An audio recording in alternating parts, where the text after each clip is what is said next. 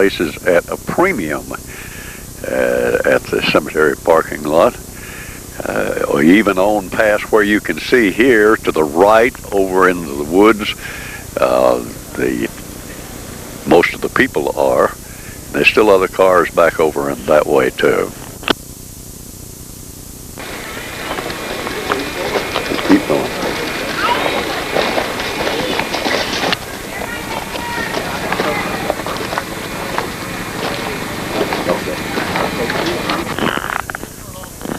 By the time GCTV's crew got there to take some pictures, the crowd had already been working for several hours, and a great deal of improvement would be noticed as you pan on down to the left here and take a look at the cemetery itself. You'll see, as we pan on down across the cemetery, you can see that a great deal of work has already been done, and the day is still half here to be worked in. But everybody's taken off now to enjoy a picnic-style covered dish type lunch. That's one of the features of this occasion each year.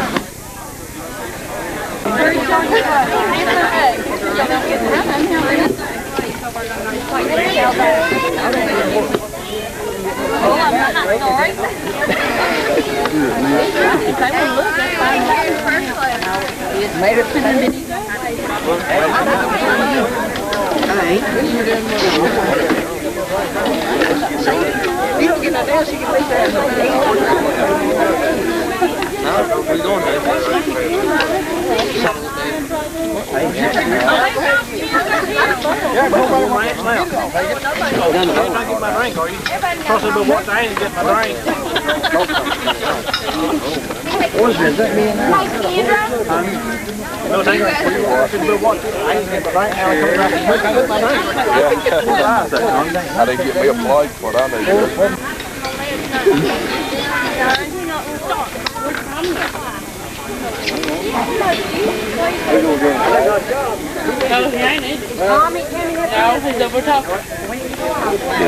We'll get this, just get just put it on the plate.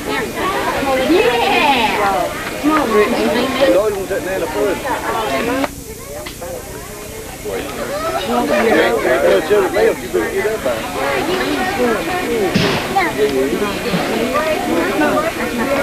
She's coming to the truck too.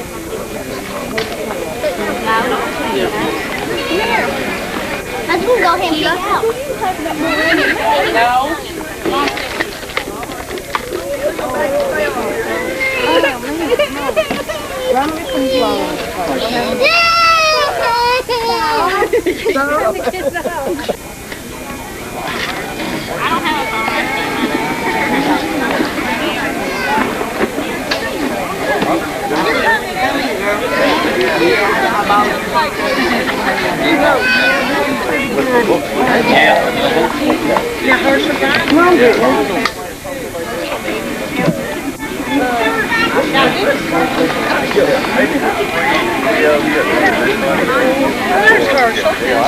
I don't run into him.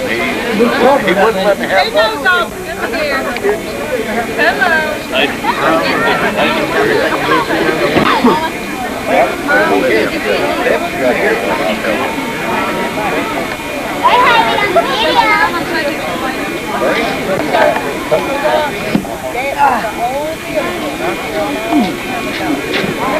They take your towel forward. I know where Daddy is.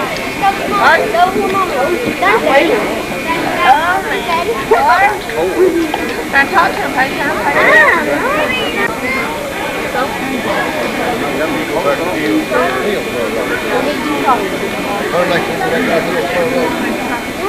Who's?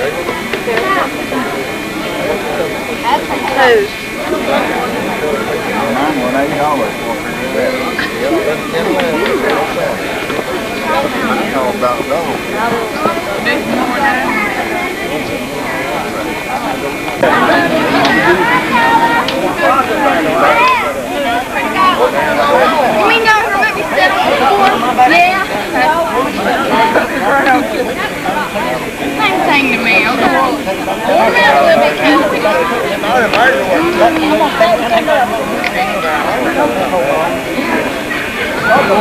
That's about what?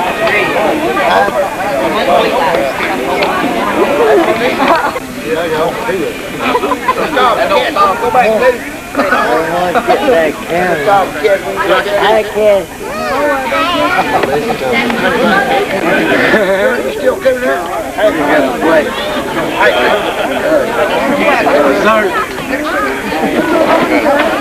That one right over there.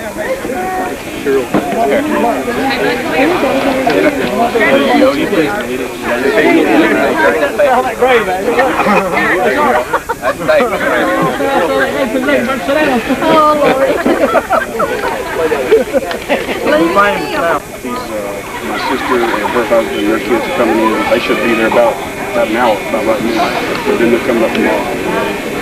You might be, take that other part off and you get this part, okay? You take that other part off. I think that's something's going to have to be done about it. I don't know. He'll know more about that. Yeah. Now tell who we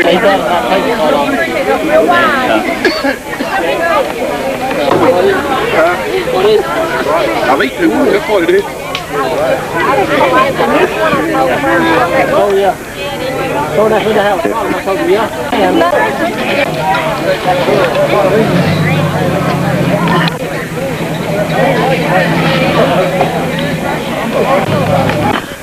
All right, here's a group of 5 people who are experts on Burkitt's Chapel Cemetery. And we're out here on the occasion of the Graveyard Working Day, which is an annual thing for these folks. And as we showed you in some of the scenes before the feast began, a great deal of work has already been done, and these people now are just about ready to go after it again. We're looking at Stanley Schramm and Herschel Grimes, Aline Lane, Charles Nunley, and Bud Nunley. These 5 people are going to try to help us understand a little bit more about this cemetery, its origins, and its history. We're talking about the cemetery itself. Let's get these folks to tell us a little bit about themselves. Stanley? Well, this is Stanley Schramm, and I'm 70 years old. And my main profession in life is being a preacher of the gospel of Jesus Christ. I was a plumber and a carpenter and these things before I retired. But now I just stay at home and work with recycling, aluminum, copper, and raising a garden, building dog houses, etc. And one of these days, they're going to bring me over here and leave me. And then the Lord is going to be the one that's going to take me away from this place, this Burkitt's Chapel Cemetery. And I guess you better let them talk a little now. Well, let me ask you a question. Now, you talk like you've already got your reservations made for a spot in this cemetery. Is that correct? Yes, we had a little girl that died 11 months and 6 days after she was born. She buried right down here. And naturally, my wife is a sister to these 2 brethren here. And the Nunleys had been burying out here for years and years. And naturally, me and my wife being young, at the time of her child's death, she didn't know nowhere else to bury but out the family cemetery. So that's where we're at. So I guess that whenever the good Lord calls us home, our body will be laid right down here in this cemetery. And I hope that civilization don't come too close to it, so that, the TVA or some big organization would want to come and move our bodies and put it at somewhere else. I want to stay there, and I don't Of course, I don't have any gold teeth. But if I did, I would want them to take them out of my mouth because looters may come and dig me up to get my gold teeth. Well, speaking about the location and civilization not coming in, as our viewers will have seen from the footage we took coming into this area, that's going to be many, many, many years down the line before anything of that kind happened. I want to make a comment, too, on the cedars that we find here. The one right beside us here is, pan over to that cedar, Jason, that big tree, and just take a look at the size of it. There's some cedars here that, does anyone have any idea how old these trees may be? Catch this one over here on the right, Jason. Some of these larger trees like this are years. They've been here ever since I was a little boy. They was great big, well, it's just small trees growing up, you know, when I was just a little boy. And that's been a few years ago. I'm 72 years old. Okay, Jason, back over here now. Let's let Herschel tell us a little bit. He's talking about the trees. And cedars are not a fast-growing tree either. No, it's not. That's a pretty good... When I was just a kid, these cedar trees were small. And there used to be some little cabins built over some of these graves here. But them's long since been gone, you know. They rotted down and everything. And those cabins. Now, tell me a little more about that. Built up like a little cabin, you know, just a little house like over the grave. Little A-frame? No, just they come up straight, but then they had a little A-frame on top of them. And they was here for years and years. But then naturally time and decay what took them away, and people just carried them out because they was just a nuisance in the graveyard. The same thing for the old house that used to stand right out there. There used to be an old log house stood out there, and I remember it very well when it still had a good roof on it, and you get in there out of the rain. They used to have revival meetings here back when I was just a small kid. Every once in a while, some country preacher would come through and want to have a little service at the Old Breckish Chapel graveyard, and they would. And they also, before that time, they had a school going there.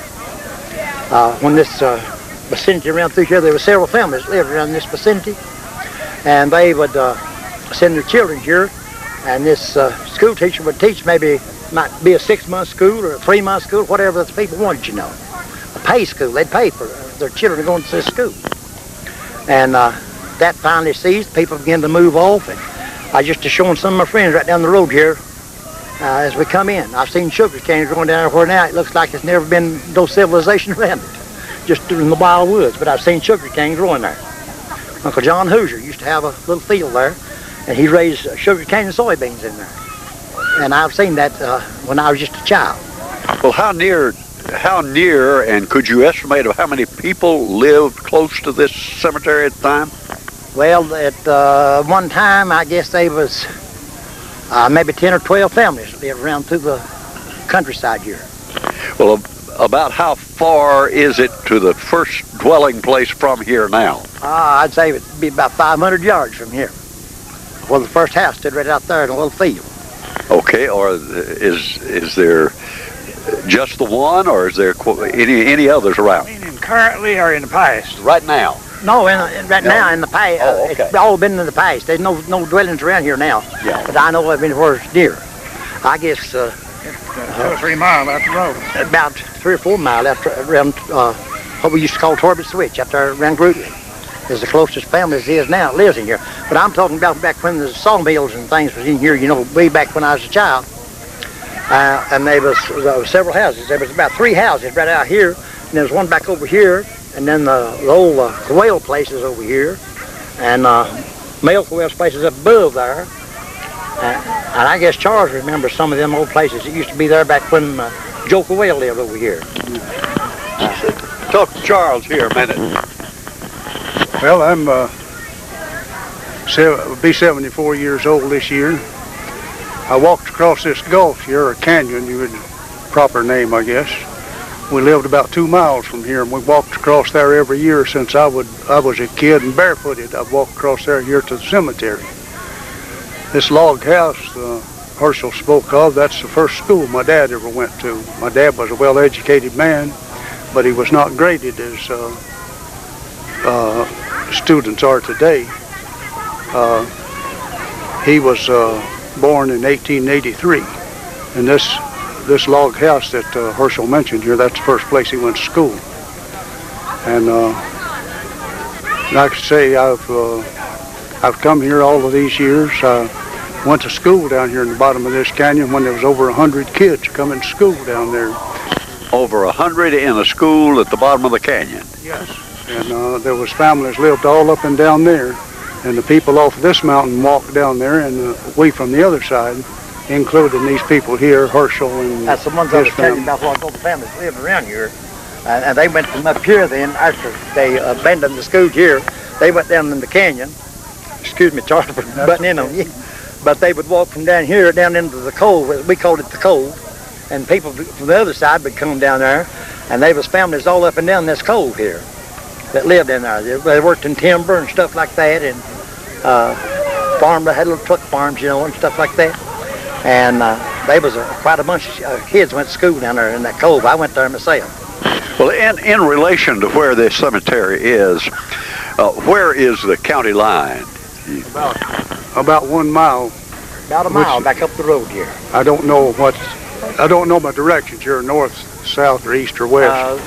That would be northwest from here. Yeah. So the cemetery is actually in Marion County, right? Yeah, that's right. And the school we were speaking of it's listed on the current Grundy County maps.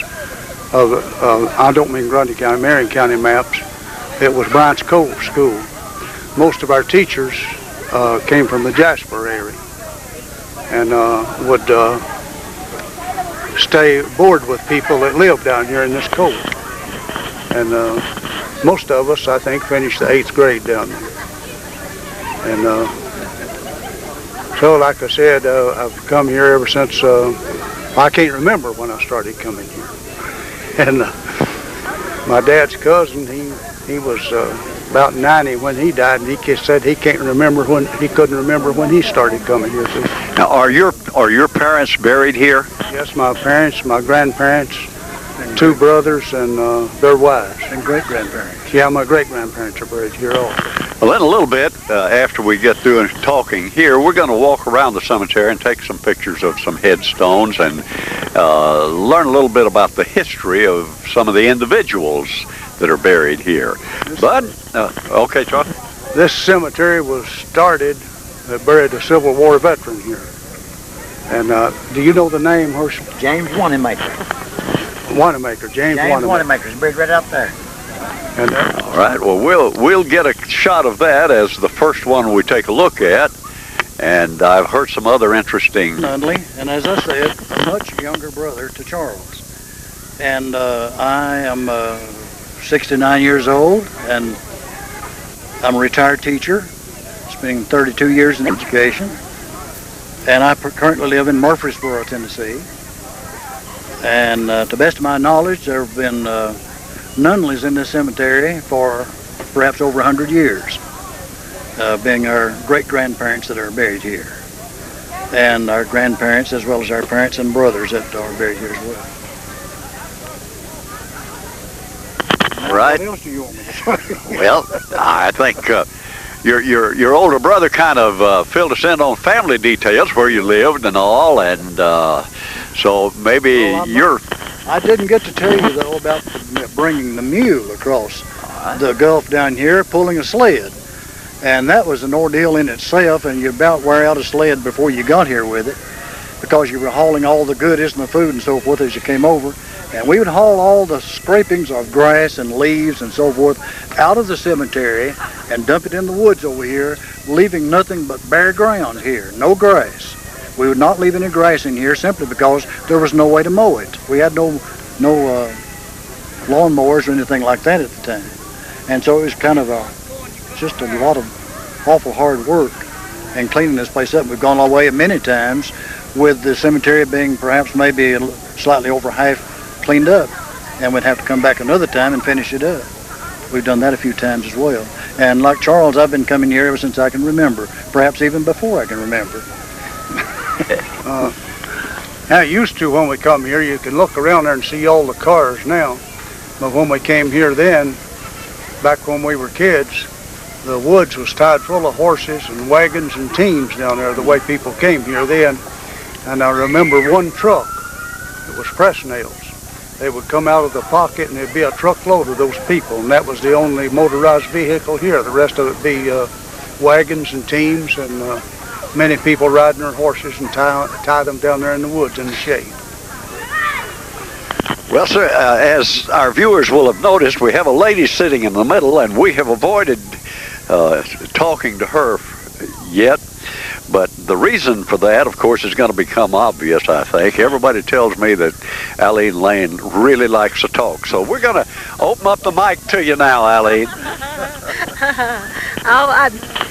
Well, I can remember a lot of stories that Mama has told us about. It's happened years ago here, that in that little building it's talking about over there where those rocks are. That's where her and Daddy met one another back in about 1900 and about 19 and 1918 or 1918, somewhere along in there.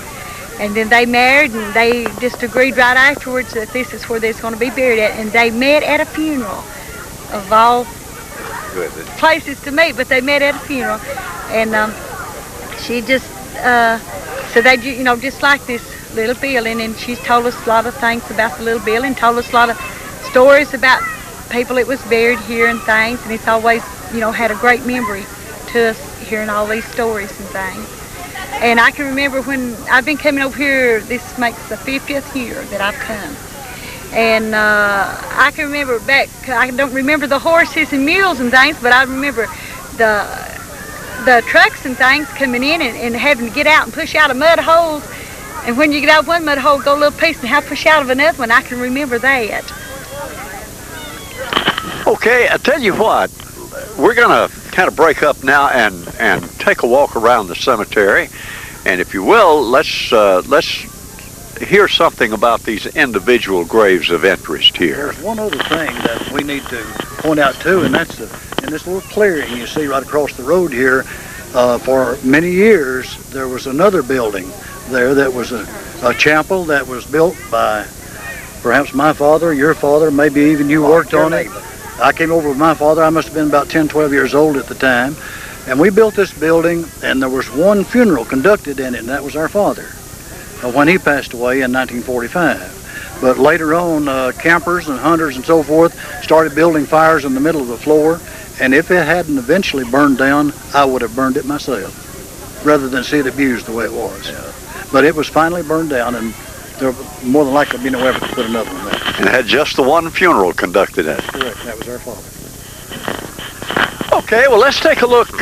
Maybe we can start by taking a look at the very first grave of the grave of the very first person that was buried here. You rolling? This is James Wanamaker's grave. And my understanding was he was killed during the Civil War down here about the Hulk Springs, which is about a mile down the reach here from the cemetery. He was killed in a battle in the Civil War. In the Civil War. A sniper got him in his head down there about the Hulk Springs. Was he a soldier? Yeah, he was a soldier. In what? He belonged to the Tennessee infantry. And that would have been during the Civil War, mid-60s. 1860, somewhere along there. All right. And Eileen, you were telling us earlier about a grave over here of a lady who had several children who starved during hard times. Let's go over to that one. Paul said that her granddaughter said that it was back in the hard times, and that they didn't have any work back then, didn't have no welfare or anything, and said that she had several children and no work or anything, and her husband had left her, and she just died from starvation. Okay. Ready? Now, Latham, October 14th, 1858. She died December the 30th, 1918. Her sister died the same day, and her sister was born April 15th, 1844. And they were, Does anyone know whether they died of an illness or? they died of the influenza. The first year the flu come around. 1918, yes, That's Okay, Jason. This is Judy Catherine Schreiner. She was born October the 25th, 1946. She died October the 1st, 1947. Just a little over 11 months. And my wife, seeing that this is where her folks were buried. Where is They're buried right there. right here. yeah, Here's your wife. right here is my mother-in-law, Sally Nunley, and that is her husband over there, Frank Nunley, and that is the mother and father of Bud and Charles Nunley. And they're the parents. They were the parents of 14 children. 14. Or 14, right? And here's one of You have their oldest sister's sons, Joe Lane, and his wife was buried there. And of course, here is where that Lizzie, I believe this is Doc's. Yeah, that's Doc's grave there. This is Doc Lane. This is one of my brother-in-laws. Hold on now until he gets around. Are you still rolling, Jason? Okay. And this here is Elizabeth Nunley. This is my oldest sister-in-law. She was 85 just a few days ago. She'll be put here whenever she passes away. And that was her husband, Doc Lane. He was a good man. And of course, everybody knew there's kin folks out here in this cemetery. And over in yonder is where that their oldest brother, her brother, Alvin. The oldest one's right here, buried right here. Well, the oldest one I knew, of course, Albert. Right over here. I've been thinking ever since that I'd come to one funeral down here. Are you still shooting, Jay? Oh, here. We're going over there. And we finally come to Oh, is that right? This sure is where their oldest brother, the Nunley's oldest brother lived. His name was Albert. He just lived a little over 30 years, I think. And then this is where his wife, Minnie, she just died in 1989. Discovered their son's car sitting on the side of the road. And right over here. That's Albert Jr. over there. This is Albert Jr. This is Albert's son. He died fairly young, looked like about 44 years old when he died. And Albert Jr. was raised by my mother. Yeah. And that was the 15th child that she had raised, was Albert Jr. Now then, if you want some more Nunleys, we'll come right over here.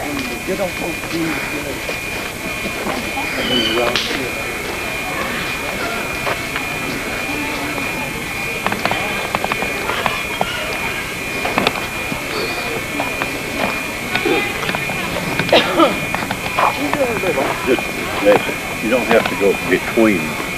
Shut it off and then. Okay, this is Alvin Nunley's place of burial. And Maggie. They were two good people. And he was a brother to this Bud and Charles. And then this Mark over there, Robert F. He was a young man. He was this Alvin's son. He got killed in the coal mines out at Palmer. And this is his widow right there. And that's your daughter, isn't it? That's Robert's daughter there. Come on down here, sir.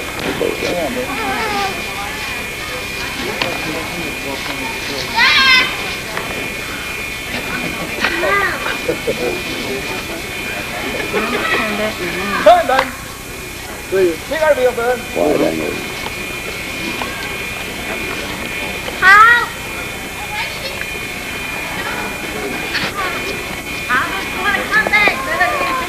I man that took up the first offering to fence the graveyard. It used to be without a fence around it or anything like that. And he took a collection up at the graveyard working here and said, I might be the next one buried there. And sure enough, he was. He was the next one that was buried here in the cemetery. He died in 1919. Yeah, that's In August. This story's been handed down from foreparents, you know. And that's what he said. And then Bob and Cleve are brothers to him, and they were killed. If you know where, let's see, you know where Tractor City's at? Out there in Harmon? They were killed up at that creek, right below that Tractor City. They was working on the public road, and they was in a dispute with some more fellers, and these other fellers, they killed them out there. Killed them both working on the road. Shot them, or? No, they beat them to death with road tools. That's this man over here? That's Bob and Cleve here. One more person added to the crew. Herschel, you want to introduce this young lady? Now, this is my second daughter, Carolyn Shipley. Married Darwin Shipley. I understand she's deeply involved in the manual labor that's been going on out here today. Yeah, she's interested in all this stuff going on around here. Well, listen, we're about to wind up our coverage of the workday here at the graveyard, and I believe Eileen told me that you prefer to call it a graveyard rather than a cemetery. It's always went by the name of the Burkers Chapel Graveyard.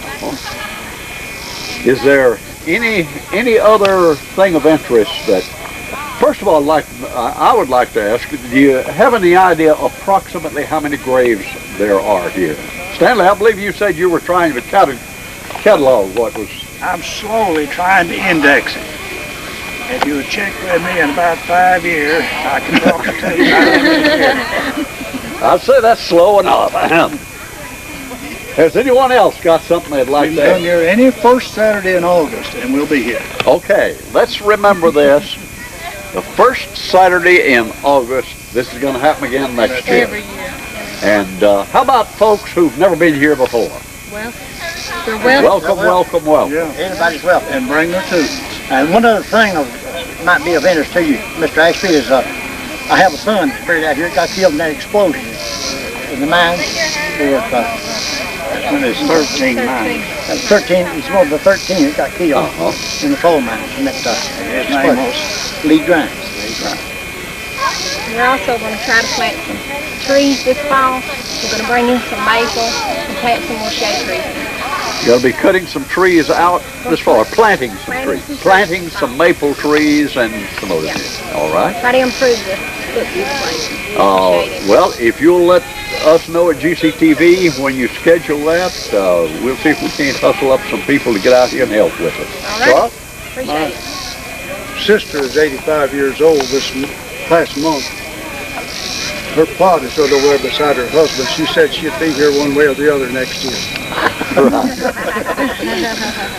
Okay.